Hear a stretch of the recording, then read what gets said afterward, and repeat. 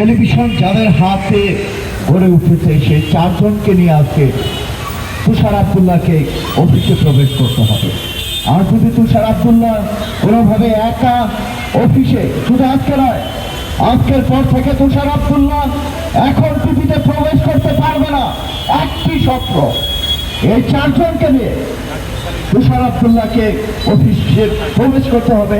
এবং যেই বলা হয়েছে যে ভুল বোঝাবুঝির কারণে 3 থেকে 4 মাস কোনো সাংবাদিক চাকরিচ্যুত হয়ে অফিসের বাইরে থাকতে পারে না। এখন টিভি, নিউ নেশন সহ যে সকল হাউসে সাংবাদিকরা নিপীড়ন, চাকরিচ্যুত হয়েছে তাদেরকে অনতিবিলম্বে আজকে তুষার আব্দুল্লাহ যেই চারজন